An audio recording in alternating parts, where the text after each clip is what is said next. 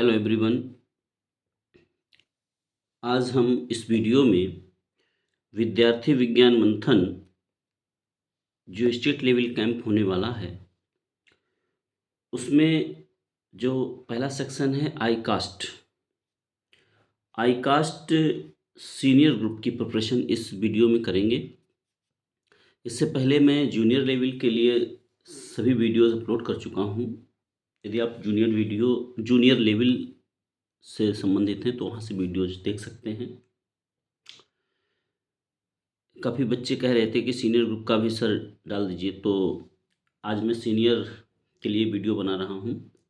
आशा करता हूँ ये वीडियो आपकी हेल्प करेगा प्रिपरेशन में। जो लिंक्स दिए गए हैं वहाँ से भी आप अपना अध्ययन जारी रखें, और मैंने जो ये वहाँ से ही पॉइंट्स लिए हैं और कुछ अलग से भी कुछ इसमें ऐड किया है,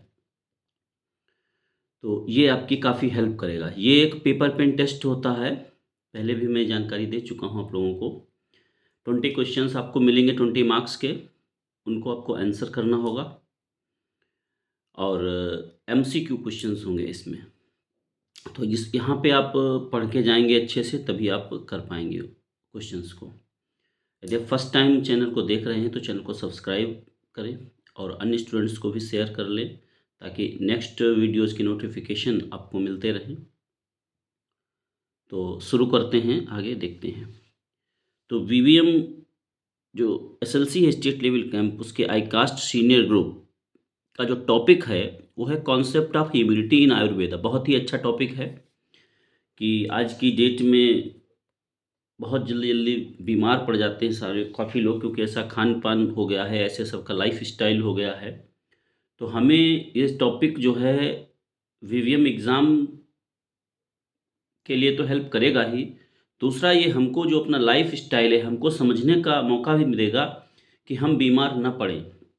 ऐसा किस तरीके का हम लाइफ स्टाइल अपना रखें या हमारा खान पान कैसा हो तो हम बीमार न पड़ें। क्या ऐसे कारण हैं? क्योंकि पूरा आयुर्वेद इसी पे काम करता है।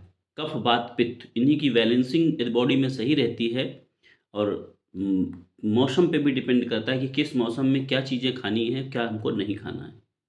तो ये सारी चीज़ों को ध्यान में रखते ही आयुर्वेदा इम्यूनिटी पे वर्क करता है।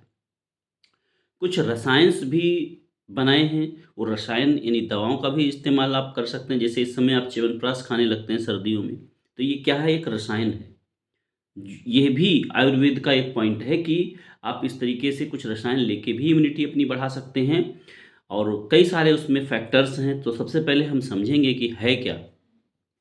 तो इम्यूनिटी सामान्य भाषा में जो हमारा एलोपैथ है वो तो अलग हिसाब से बताता है कि रोगों से लड़ने की क्षमता, कि जैसे टीकाकरण होता है, वैक्सीनेशन होता है, तो उसमें क्या होता है कि पहले से ही वो वायरस या आपके शरीर में डाल दिया जाता है और आपका शरीर उस वायरस से लड़ने के लिए तैयार हो जाता है। ये हमारी कहलाती है इम्यूनिटी। या इंटरनली अब आप स्ट्रांग हैं अंदर से, तो कोई भी वायरस या कोई भी बैक्टीरिया आपका कुछ नहीं बिगाड़ सकता, वो आपको बीमार नहीं कर सकता। आयुर्वेदा में इसका नाम जो दिया गया है व्याधि क्षमत्व। व्याधि क्षमत्व, व्याधि मतलब होता है रोग, और क्षमत्व मतलब एक रेजिस्टेंस, सुप्रेस, यानी कि रोग को दबाने की क्षमता, रोग को रजिस्ट करने की क्षमता ही व्याधि क्षमत्व इसको नाम दिया गया है इम्यूनिटी को। तो इसको अब आगे समझते हैं कि क्या इसका मीनिंग है। सबसे पहले इसके बारे में ही, according to Ayurveda immunity is not just about fighting off germs, यानी कि जम्स जो हमारे bacteria, virus, fungi and parasites हैं उनसे लड़ना ही नहीं है। It is about balancing the body and mind, keeping our inner light bright and feeling healthy inside and out. ये कहता है कि एक बैलेंस बनाना बॉडी और मन के बीच में, कि जैसे कहते हैं साइकोलॉजिकल, कि आप जैसे आपको लगने लगे कि आप बीमार हैं तो आप बीमार हो जाएंगे। तो ये कहता है कि इस तरीके से आपको अपना माइंड और बॉडी का बैलेंस बना के रखना है कि अंदर से भी आप मजबूत रहें और बाहर से भी आपको लगे कि आप फिट हैं। N unhealthy life style, inappropriate dietary habits, वही चीज़ में जो भी बात कर रहा था कि अनहेल्दी लाइफ स्टाइल, कि आपकी जो लाइफ स्टाइल है वो सही नहीं है, या फिर इनएप्रोप्रिएट डाइट, डाइट जो आप ले रहे हैं उसमें भी दिक्कत है, जैसे बाहर का खान-पान आपका ज़्यादा हो रहा है। And wrong daily regime. Daily regime का मतलब इसमें आयुर्वेद में कहा गया है दिनचर्या, कि आपकी जो दिनचर्या है वो सही नहीं है। जैसे कि बहुत लेट नाइट तक जागते रहना हैं, सुबह फिर देर से उठना, तो ये सारी चीज़ें आयुर्वेदा इन चीज़ को वो करता है कि ये सारी चीज़ें खतरनाक हैं आपकी इम्यूनिटी के लिए। यदि इन सारी चीज़ें आप सही से नहीं फॉलो कर रहे हैं, तो आपकी इम्यूनिटी वीक हो जाएगी। Make us susceptible to diseases due to compromised immunity. यदि ये सारी चीज़ें आपके अंदर हैं, तो आप ईज़िली शिकार हो जाएँगे डिजीज़ेज़ के, क्योंकि आपकी इम्यूनिटी वहाँ पे कमज़ोर हो रही है। आगे आयुर्वेदा ये कहता है, Ayurveda gives importance to the inner strength. Ayurveda सदैव काम करता है अंदर की ताकत पे, जिसको अंदर की ताकत कह सकते हो या उसको इम्यूनिटी ही दूसरे सेंस में हम कहते हैं। रिफर टू एज ओजस। आयुर्वेदा उसको एक नया नाम देता है, ओजस उसको कहते हैं। तो वो यदि आपके अंदर है तो आप बीमार नहीं पड़ेंगे। Ayurveda suggest having the right diet. क्या-क्या चीज़ें आपको अच्छे से रहनी चाहिए तो आप इम्यूनिटी आपकी स्ट्रॉन्ग रहेगी। राइट ऑफ डाइट होनी चाहिए आपकी। स्लीपिंग वेल, मैंने बताया ना कि पूरी तरीके से आपकी नींद होनी चाहिए। ऐसा नहीं है कि रात में आप बहुत देर तक जागें और सुबह फिर बहुत देर तक सोते रहते हैं, या अन्य भी आपका डिसबैलेंस है। Performing regular exercise. एक्सरसाइज भी आपको रेगुलर करनी है। तो performing regular physical and breathing exercises, यानी कि शारीरिक मेहनत के साथ साथ ब्रीथिंग एक्सरसाइजेज, जैसे अनुलोम विलोम एंड मेडिटेशन, ध्यान, क्योंकि इससे हमारा मन अच्छा रहेगा, शरीर भी अच्छा रहेगा। तो ये हमको परफॉर्म करना, सो एज टू मेंटेन ओजस, कि जिससे हमारी जो इनर स्ट्रेंथ है ओजस वो मेंटेन रहे। हार्बरिंग ए पॉजिटिव एटीट्यूड, और हमको एक पॉजिटिव एटीट्यूड रखना है, attitude towards life also contributes to immunity. इन सब से हमारा इम्यूनिटी क्या होगी, इनहेंस होगी, बढ़ेगी। As a means to lead a healthy life, healthy life जीने में हमको हेल्प करेगा। And fail challenges at every stage of life. मतलब चैलेंजेस हमारी लाइफ में आते रहते हैं, उनसे लड़ने की हमको ये ताकत देगा। इसके बाद जो टॉपिक हमारा था इम्यूनिटी इन आयुर्वेदा, वो तो मैंने समझ लिया कि क्या है उसका meaning. Scope of the topic, scope का मतलब है कौन कौन, क्योंकि ये बहुत बृहद टॉपिक है, पूरा जो है चरक संहिता इसी पे है, लेकिन उसमें से क्या हमको पढ़ना है क्या नहीं, तो यहाँ पे कुछ पॉइंट्स दे दिए गए हैं, वो ही आपको ज़्यादा फोकस करके पढ़ने हैं। कि जैसे पहला इन्होंने दे रखा है कि concept and components of immunity in Ayurveda, कि क्या क्या कंपोनेंट इसके हैं पार्ट, और कॉन्सेप्ट क्या है, कि इम्यूनिटी को हमने ज़्यादातर अभी पीछे समझा, वो वही लगभग कॉन्सेप्ट है। दूसरा कह रहा है फैक्टर्स दैट इन्फ्लुएंस इम्यूनिटी, ऐसे कौन कौन से फैक्टर्स हैं जो इम्यूनिटी को इन्फ्लुएंस कर रहे हैं। रोल ऑफ ट्रीटमेंट्स, कि कैसे हम इसको बढ़ा सकते हैं, या हमारा डिजीज़ हो गया तो कैसे सही कर सकते हैं। लाइक रसायन, पंचकर्म एंड कॉन्सेप्ट ऑफ ओजस, अग्नि, बल, ऑटो इम्यून, इन सारे कॉन्सेप्ट्स को भी हमें इसमें समझना है। तो सबसे पहले इसी को डिटेल में समझ लेते हैं। जो व्याधि क्षमत्व वर्ड है इसका मीनिंग क्या है, फिर आगे इस पे चलते हैं। Immunity in Ayurveda is known by the word व्याधि क्षमत्व। पहले भी इसका हमने वर्ड बताया था, ये दो शब्दों से मिलकर बना है, एक तो व्याधि और दूसरा क्षमत्व। व्याधि का मतलब होता है डिजीज, और क्षमत्व का मतलब रेजिस्टिविटी, या to suppress the disease, power to suppress the disease, कि कोई भी डिजीज आने वाला है तो उसको दबाने की क्षमता यदि आपके अंदर है तो वही क्षमत्व कहलाता है। तो व्याधि क्षमत्व यानी कि इम्यूनिटी, रोग से लड़ने के लिए आपकी तैयारी, कि कोई भी यदि वायरस बैक्टीरिया आ जाता है तो उसको किस प्रकार आपका शरीर सुप्रेस कर सकता है। चक्रदत्त, चक्रपाणि दत्त पूरा नाम है इनका। Defined immunity into two terms, व्याधि बल विरोधितम, capacity of body to fight against the manifested disease, कि जैसे पर्टिकुलर डिजीज से लड़ने के लिए आपके अंदर जो ताकत है वही हमारी इम्यूनिटी कहलाती है। ये चक्रपाणि दत्त ने कहा कि एक तो इन्होंने इस तरीके से बताया कि व्याधि बल, बल जो यहाँ पे बात की जा रही है ओजस, यानी इनर स्ट्रेंथ जो है वो काम करती है रोग से लड़ने के लिए, उसी को इन्हेंस करने की ज़रूरत होती है। Immunity in Ayurveda refers to prevention of diseases and quick recovery from diseases. पहले तो इम्यूनिटी आयुर्वेद में ये कहती है कि डिजीज़ हो ही ना, वो इसी पे काम करता है कि इलाज की नौबत ही ना आए, हम पहले से ऐसी तैयारी रखें कि वो डिजीज़ हो ही ना, और हो गया है तो उसकी जल्दी से जल्दी रिकवरी कैसे हो। तो ऊपर जो चक्रपाणि दत्त थे उनके दूसरा पॉइंट रह गया था उसमें। तो चक्रपाणि दत्त का जो पहला पॉइंट था व्याधि बल विरोधितम, इसका मतलब it is the capacity to remain or withstand the strength of the disease, कि उस रोग उसको जो है वहीं पे रोक दें या वो हो ही ना हमारे शरीर में।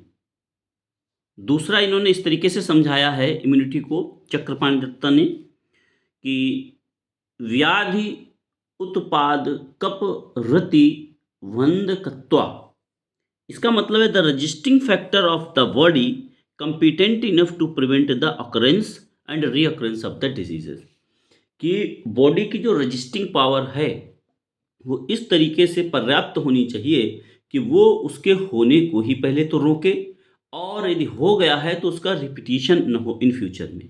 तो ये दो टर्म्स में इन्होंने इसको समझाया है चक्रपाणि दत्ता ने। Factors responsible for decreasing immunity, पहले तो हम ये समझ लेते हैं कि इम्यूनिटी किन फैक्टर्स की वजह से हमारी डिक्रीज हो जाती है। तो पहला है अति स्थूल, मतलब excessive Owais person, excessively Owais person. अति स्थूल मतलब बहुत भारी शरीर है, यानी कि आपका मोटापा बहुत ज़्यादा है, तो ये नेगेटिव पॉइंट है आपकी इम्यूनिटी के लिए कि ये इम्यूनिटी आपकी बहुत स्ट्रांग नहीं रहेगी। तो इस पे आपको काम करना है, बहुत अधिक फैट ना बढ़ने पाए। अति कृश, एक्सेसिवली इमिशिएटेड पर्सन, इसका मतलब है कि बहुत दुबलापन, यानी कि यदि आप बहुत दुबले भी हैं, एक्सेसिवली इमिशिएटेड पर्सन मतलब वेरी थिन, तो भी ये आपके लिए खतरनाक है। अनविस्ट ममसा, हैविंग इम्प्रॉपर मैस्कुलेचर, आपकी जो मसल्स हैं उनका जो है वो सही तरीके से ना हो तो वो भी दिक्कत हो सकती है। ममसा मतलब मसल से है। अनविस्ट अस्थि, हैविंग डिफेक्टिव बोन टिश्यूज, यदि आपके बोन टिश्यू में कोई डिफेक्ट है तो वो भी निगेटिव पॉइंट है आपकी इम्यूनिटी के लिए। अनविस्ट शोणित, शोणित मतलब होता है रक्त, blood, persons with defective blood, तो ये निगेटिव पॉइंट्स है। दुर्बल, कॉन्स्टेंटली वीक पर्सन्स, लगातार यदि कोई कमज़ोर रहता है या कमजोरी का शिकार है तो उसके लिए भी इम्यूनिटी स्ट्रांग नहीं होगी उसकी। असत्य में आहारोपचिता, those nourished with unwholesome food, यानी कि जो हमारे बॉडी के लिए फिट नहीं है फूड, ऐसा फूड कोई खा रहा है तो ये भी उसके लिए निगेटिव है। अल्प आहारोपचिता, those taking diet in small quantity, जो बहुत कम खाते हैं भोजन, खा ही नहीं पाते हैं किसी कारण से, तो उनके लिए भी प्रॉब्लम है। अल्प सत्वा, इंडिविजुअल विद फीविल माइंड, इसका मीनिंग है बहुत मन से कमजोर। अल्प सत्व, इंडिविजुअल विद फीबल माइंड, यानी मन से जो बहुत कमजोर व्यक्ति हैं वो भी बहुत जल्दी जल्दी बीमार पड़ जाते हैं, ऐसा आयुर्वेद कहता है। रिलेशन ऑफ व्याधि क्षमत्व विद वेरियस फैक्टर्स, अन्य कई सारे ऐसे फैक्टर्स हैं जिनसे इनका रिलेशन है हमारी इम्यूनिटी का या व्याधि क्षमत्व का, तो उनको समझ लेते हैं। सबसे पहला आता है श्लेष्म कफ। श्लेष्म कफ से इसका क्या रिलेशन है? It is one of the tridosha, जो त्रिदोष होते हैं कफ वात पित्त, जिनकी बैलेंसिंग पे पूरा आयुर्वेद काम करता है, कि वो कहता है कि यदि ये तीनों बैलेंस्ड हैं बॉडी में तो आप फिट हैं, यदि इनमें से इनका बैलेंसिंग बिगड़ जाता है तो वही हमारी बीमार की स्थिति है। तो यहाँ पे जो श्लेष्म कफ की बात कर रहे हैं ये रिस्पॉन्सिबल है for equilibrium in the body, body में इक्विलिब्रियम के लिए जिम्मेदार है। श्लेष्म in normal state considered as a बल, यदि नॉर्मल कंडीशन में श्लेष्म है तो वो आपकी ताकत है, यानी कि उसको बल कहा गया है, एंड ओजस कहा गया है, ओज कहा गया, बल एंड ओज, बल एंड ओज कहा गया यदि ये नॉर्मल कंडीशन में है। वाइल इन अबनॉर्मल स्टेट, यदि ये यही अबनॉर्मल स्टेट में चला जाता है तो इसको संज्ञा दे दी गई है मल, मल मीन्स वेस्ट, कि जो आपकी ताकत था वही वेस्ट की कैटेगरी में पहुंच जाता है यदि वो अपनी अबनॉर्मल स्टेज में चला जाता है। दूसरा हित एंड अहित फूड, कि ऐसे फूड जो आपके लिए लाभदायक हैं और ऐसे फूड जो आपके लिए लाभदायक नहीं हैं, ये फैक्टर भी डिपेंड करता है। तो समझ लेते हैं कि कौन से हित में है कौन से अहित। Some food substances are wholesome and suitable for the body called सत्यम और सब्सटेंस, सत्यम सब्सटेंस। सत्यमय या हित फूड कौन से हैं, जैसे water, ghee, milk and rice, इनको आयुर्वेद कहता है ये हमारे लिए हितकारी हैं। While some substances do not suit to the body, कुछ हमारे बॉडी को सूट नहीं करते हैं, and cause some adverse reactions called अहित एंड असत्यमय substances like fire burns, alkalis, caustics, toxin kills, ये सारे जो हैं ये हमारे लिए अहित हैं। अगला हमारा रिलेशन है वल के साथ, रिलेशन ऑफ वल एंड व्याधि क्षमत्व। तो वल को समझ लेते हैं, फिर व्याधि क्षमत्व से इसका क्या रिलेशन है इसको जानते हैं। Internal body strength is known as bal, पहले भी इस पर बात कर चुके हैं, इसका बहुत इंपॉर्टेंस है कि जो हमारा इंटरनल बॉडी स्ट्रेंथ है, ताकत, इनर स्ट्रेंथ, उसी को बल कहा गया है। Acharya Sushruta mentioned that the final and excellent essence of the धातुज, जो 7 धातुज हमारे बॉडी में बनती हैं, उनमें से जो उनका एसेंस है वही हमारा क्या कहलाता है, एसेंस ऑफ 7 धातुज बिगिन विद रसा टू शुक्र, रस से शुक्र तक, अभी मैं उनकी बात करूंगा आगे, धातु हैं वो ओजस कहलाती हैं। And that is this ojas is said to be bal, 7 धातुज का जो एसेंस है वही ओजस है और ओजस को ही हम कहते हैं बल।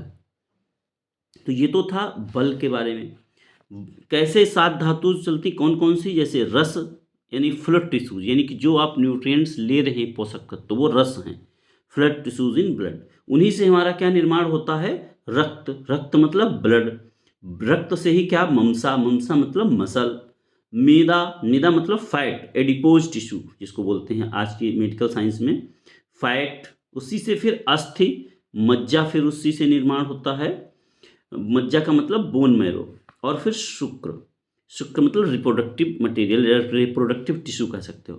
तो इन 7 धातुओं का जो एसेंस है उसी को हम कहते हैं ओज, और ओज ही हमारा क्या है, बल है। तो टाइप्स ऑफ बल, बल कितने प्रकार के होते हैं इनको जानते हैं। एक तो होता है सहज बल, सहज बल constitutional strength is the one which exist in mind and body from the very birth.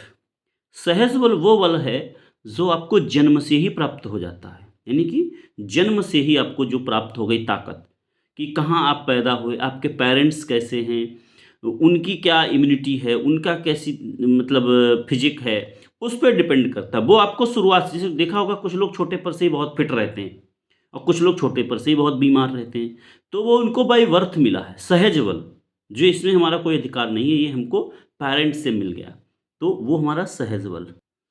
अगला है काल जा बल, काल, काल से मतलब होता है समय, यानी कि temporal strength which is based on the division of seasons and age of the person.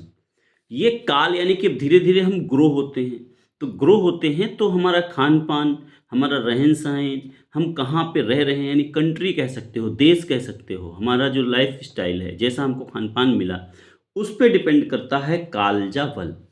तो ये समय के अनुसार और एज के अनुसार ये डिपेंड रहता है। जैसे अदान काल, ये कहा जाता है स्प्रिंग और समर, इसमें बल विल बी लेस, इनमें जो है बल थोड़ा कम रहता है।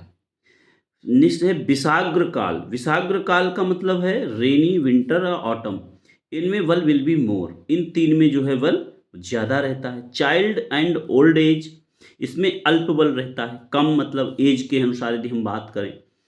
यंग एज में उत्तम, यानी कि मैक्सिमम बल रहता है यंग एज में।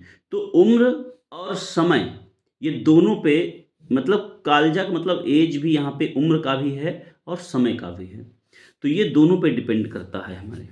तीसरा जो आता है युक्ति कृत, कृत जा बल, युक्ति का मतलब प्रयत्न, प्रयास, कि ये बल ऐसा है जो आप प्रयास करके अपना गेन कर सकते हैं, यानी एक्सरसाइज करके। Acquired strength is one which is achieved by combination of diet and physical activities. कि जैसे भाई वो पहले कमज़ोर था, उसने बहुत मेहनत की, बहुत हार्ड वर्क किया, परिश्रम किया, एक्सरसाइज की, तो वो मजबूत हो गया। तो वो कैसे हुआ? Combination of diet and physical activities. तो इसको कहते हैं युक्तिकृत बल। There are 12 factors responsible for increasing वल strength of the body. 12 factors हैं जो इसको बढ़ाते हैं। कौन कौन से हैं उनको जान लेते हैं। कुछ यहाँ पे दिए गए हैं main. Worth in a country. Worth in a country का मतलब जो मैंने वैसे बताया था कि किस देश में आप पैदा हो, किसी ऐसे देश में पैदा हुआ जहाँ की क्लाइमेट बहुत अच्छी नहीं है या बहुत वहाँ पे जीवन मुश्किल है, तो ये डिपेंड करता है, आप उस पर डिपेंड करेगा कि आपकी कैसी बल होगा। नेचुरली स्ट्रॉन्ग, मतलब प्राकृतिक रूप से स्ट्रॉन्ग देश में आप हैं तो आप फिट रहेंगे, नहीं तो problem. Worth at a time, जैसे हेमंत और शिशिर में हुए हैं तो ये अच्छा माना जाता है कि इस समय जो है अच्छा रहेगा। फेवरेबल डिपोजिशन ऑफ टाइम, कि क्लाइमेट क्या है उस समय, उस पर डिपेंड करेगा आपका बल। Excellence in the qualities of seed, ये मैंने बताया था ना, माता पिता, कि ये पेरेंट्स पे डिपेंड करता है कि आपके पेरेंट्स की इम्यूनिटी क्या है, उनका कैसा है फिजिक, क्या उनकी कैसी स्ट्रेंथ है। तो सीड यानी स्पर्म और ओवम पे भी डिपेंड करेगा कि आपका इम्यूनिटी कैसा रहेगा। Excellence of the ingestion of food, कि जो आप इंजेशन कर रहे हैं, खा रहे हैं, वो कैसा है। तो चौथा हमारा जो फैक्टर है वो है रिलेशन बिटवीन अग्नि, that is food assimilation power of the body. अग्नि, जैसे कितनी भूख लगी, बहुत पेट में जो है गर्मी, तो वो जो होती है फूड को एसिमिलेट करने के लिए assimilation power of the body होता है। एंड व्याधि क्षमत्व, तो व्याधि क्षमत्व और अग्नि के बीच में क्या रिलेशन है, इसको हम इसमें समझते हैं। आचार्य चरक narrated that Jठराग्नि that is digestive power of stomach is responsible for life। जठराग्नि जो है यही रिस्पॉन्सिबल है लाइफ के लिए। कलर, स्ट्रेंथ, हेल्थ, ओजस, तेजस, ये इन सारी चीज़ों के लिए जिम्मेदार है जठराग्नि। तो ये शांत नहीं होनी चाहिए, ये कंटिन्यू विद काम कर रही है, मतलब आपको भूख लग रही है अच्छे से। Digestive power of the stomach, ये यदि आप सही से काम कर रही है तो आप फिट रहेंगे, यानी कि लाइफ के लिए ज़रूरी है। कलर, स्ट्रेंथ, हेल्थ, ओजस, तेजस एंड प्राण, प्राण के लिए जरूरी है। एक्सटिंक्शन ऑफ दिस जठराग्नि लीड्स टू डेथ, यदि जठराग्नि शांत हो गई, ये मतलब नहीं काम कर रही, तो फिर ये आप जिंदा रहना मुश्किल है। रिलेशन बिटवीन, अगला है पॉइंट, ओज एंड व्याधि क्षमत्व, इन दोनों के बीच क्या रिलेशन है। द एसेंस ऑफ सप्त धातुज, रस, रक्त, ममसा, मेदा, पहले भी आ चुके हैं, अस्थि, मज्जा एंड शुक्र इज कॉल्ड ओज and it is the seat for strength, hence बल। इसी से ताकत मिलती है, तो इसी को हमने बल का संज्ञा दिया है। नेक्स्ट है रसायन। रसायन मतलब होता है कि जड़ी बूटी या हम अलग से दवाएं लेकर के भी इम्यूनिटी स्ट्रॉन्ग अपनी कर सकते हैं। तो रसायंस का यहाँ पे जिक्र बहुत अच्छे से किया गया है कि कैसे अलग अलग रसायन लेकर के हम इम्यूनिटी को अपनी स्ट्रॉन्ग कर सकते हैं। अकॉर्डिंग टू आयुर्वेदा, रसायन हेल्प्स इन स्ट्रेंथनिंग ओज, बल एंड दिस इंक्रीजेज व्याधि क्षमत्व। रसायन के द्वारा हम अपने ओज और बल को बढ़ा सकते हैं, जिससे कि हमारी जो व्याधि क्षमता यानी इम्यूनिटी पावर है वो भी स्ट्रॉन्ग हो जाएगी। बेनिफिट्स ऑफ रसायन थेरेपी, क्या क्या बेनिफिट्स हमको मिल सकते हैं इससे।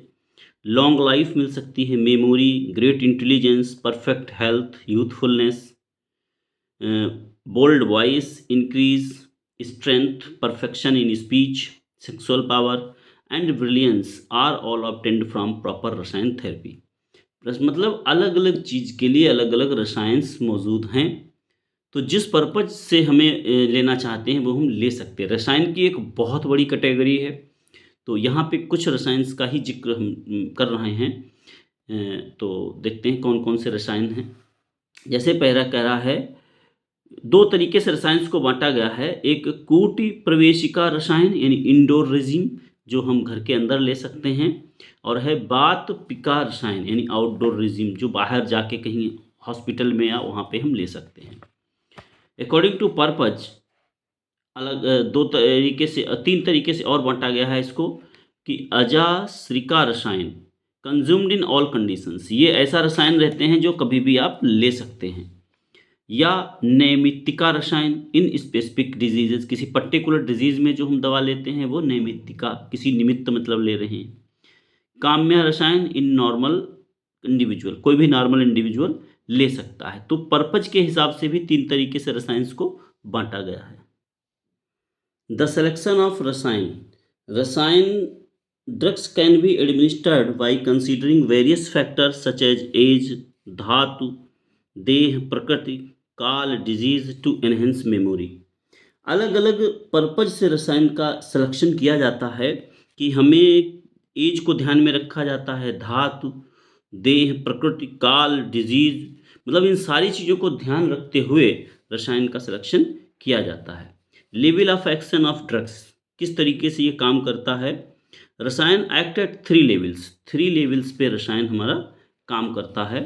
पहला है पोशाक रस इंक्रीजेज न्यूट्रिशन, सबसे पहले ये हमारे न्यूट्रिशन को बढ़ाती है। अग्नि इंक्रीजेज डाइजेशन एंड एसिमिलेशन, कि अग्नि को इंक्रीज करती है रसायन। तो अगला है स्रोताज, इंक्रीजेज अब्जॉर्प्शन ऑफ फूड। स्रोताज मतलब जो हमारे चैनल्स हैं उनको सही तरीके से वर्क करने के लिए प्रमोट करती है कि वो सही तरीके से वर्क करें। तो यहाँ पर हम समझ सकते हैं कि फ्लो चार्ट की मदद से कि रसायन कैसे काम करता है।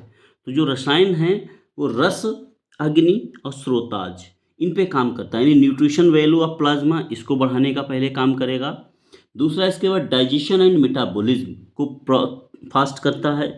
फिर है माइक्रो सर्कुलेशन टिश्यूज परफ्यूजन, इस पे वो काम करता है।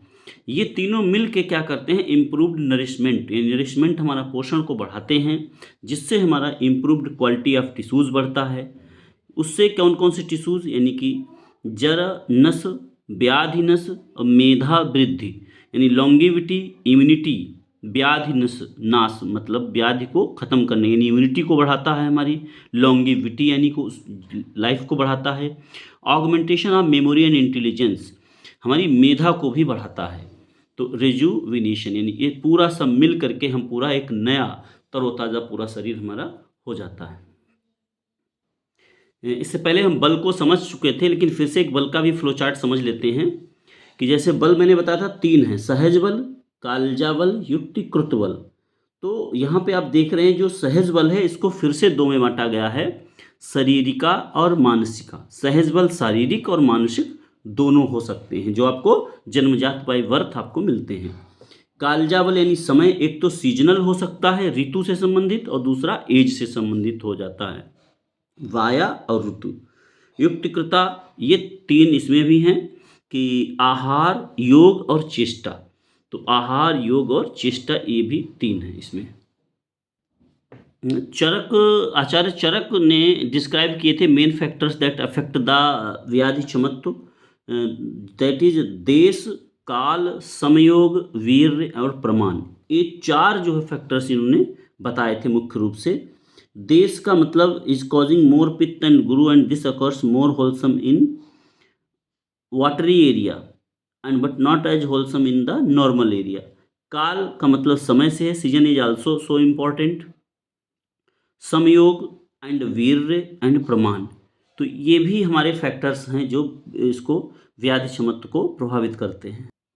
अभी मैं जो रसायन की बात कर रहा था, तो रसायन ड्रग्स अकॉर्डिंग टू एज, कि हमारी एज के अनुसार जो हमारे रसायन कौन कौन से होंगे उनकी यहाँ पे बात की गई है कि जैसे 1 to 10 एज है तो वल, और इसमें डिजायरेबल रसायन कौन कौन से लिए जा सकते हैं, तो ये अलग अलग एज और क्या क्या कमी है शरीर में उसके अनुसार अलग अलग रसायन का हम प्रयोग कर सकते हैं। जो इधर रसायन की पूरी लिस्ट है, और ये पूरे जो है वो किस पर्पज से हमको लेना है। जैसे दृष्टि के लिए हमने ज्योतिष मटी ले लिया, बुद्धि के लिए हमने ब्राह्मी को लिया है, जो है एज के अनुसार इन्होंने दिखा रखा है। कर्मेंद्रिय के लिए बाल रसायन है। तो ऐसे अलग अलग पर्पज के लिए अलग अलग रसायन हैं।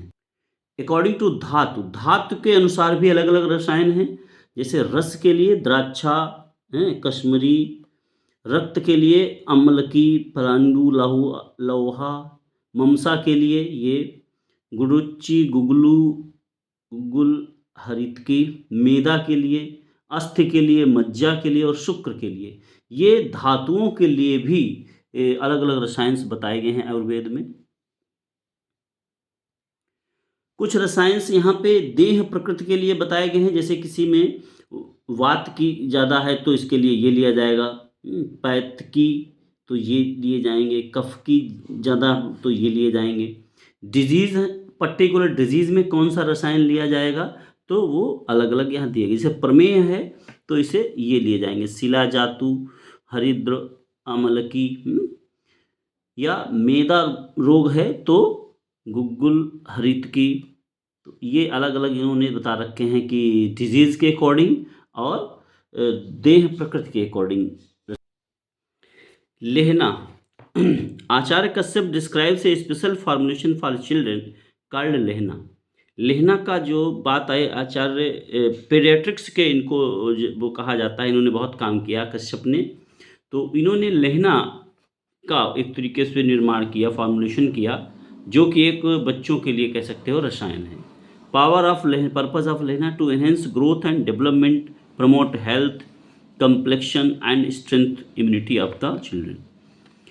Protein, protect from various infections, ये जो है बच्चों को अलग अलग इन्फेक्शन से भी बचाता है।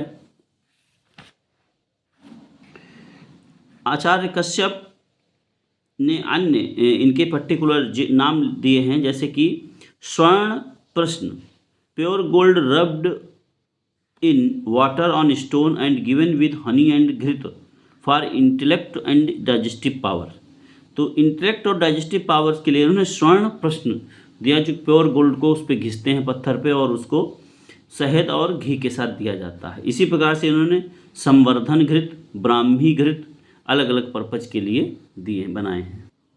आचार्य चरक के अनुसार दिए गए हैं कुछ रसायन, जैसे पंचगव्य घृत, ब्राह्मी घृत और कल्याण का घृत जो है। इसी प्रकार से आचार्य सुश्रुत के द्वारा, Sushrut has mentioned 4 recipes which provide general immunity. तो कौन कौन से 4 इन्होंने दी थी? Provide general immunity, body resistance, helpful in growth and development and enhancing the intelligence. कौन कौन से 4 हैं? ये स्वर्ण से ही यहाँ पे निर्मित हैं। स्वर्ण भस्म विद कुष्ठ, स्वर्ण भस्म विद पेस्ट ऑफ ब्राह्मी, स्वर्ण भस्म विद अर्कपुष्पी, स्वर्ण भस्म खैदार्य। तो ये 4 जो है ये आचार्य सुश्रुत के द्वारा दिए गए रसायन हैं। आगे है आचार्य बागभट्ट, अष्टांग घृत और सर्वश्वत घृत। आयुर्वेदा फोकसेज, ये इनके द्वारा दिए गए आचार्य बागभट्ट के द्वारा। Ayurveda focuses on 3 plants for acquiring and enhancing immunity. 3 चीज़ें मेन हैं जिन पे मुख्य रूप से ये काम करता है। एक तो प्रॉपर एंड सुटेबल आहार बहुत ज़रूरी है। दूसरा performing exercise that is chest with proper method, सही तरीके से हमको करना है, यूजिंग डिफरेंट बेनिफिशियल रसायन्स। और तीसरा रसायन का हम प्रयोग कर सकते हैं इसमें।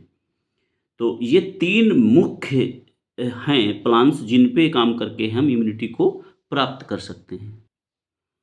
आहार, रसायन और चेस्ट, ये तीनों मिल करके हमारे बल को बढ़ाते हैं और उसी बल को ही हम कहते हैं इम्यूनिटी। अलग अलग टाइम पे अलग अलग दोष में बढ़ोतरी रहती है, जैसे कफ विंटर और स्प्रिंग में, पित्त की रेनी और ऑटम में, वात जो होती समर और ऑटम में। यहाँ पे रिलेशन दिखाया गया है कि जो त्रिदोष हैं उनका कैसे निर्माण होता है शरीर में। तो कफ का निर्माण होता है पृथ्वी और अप मतलब वाटर, इन 2 से निर्माण होता है। पित्त का निर्माण अप और तेजस से होता है, यानी वाटर और फायर से। ये डिस्ट्रिक्ट लेवल पे भी क्वेश्चन आया था, एक टॉपिक जो आयुर्वेदा से रिलेटेड है उसमें भी ये दिया गया, इंडियन कंट्रीब्यूशन टू साइंस में, उसको भी आप पढ़ सकते हैं। इंडियन कंट्रीब्यूशन टू साइंस का जो आयुर्वेदा से रिलेटेड चैप्टर है उसको जरूर पढ़ के जाएँ, क्योंकि उससे भी क्वेश्चन आपके लिए आ सकता है। वात यानी वायु और आकाश, स्पेस से मिलकर के वात का निर्माण होता है, राजस, रजस और सत्व। तो इस प्रकार मैंने प्रयास किया है ज़्यादातर पॉइंट्स को कवर करने का इसमें आपके लिए जो सीनियर लेवल के बच्चे हैं। इसी तरीके से आप तैयारी करते रहिए और आप लोगों के लिए आगे भी वीडियोज़ में लाता रहूँगा। Thank you for watching this video and support the channel by subscribing and sharing to all other students, and don't forget to like the video. Thank you.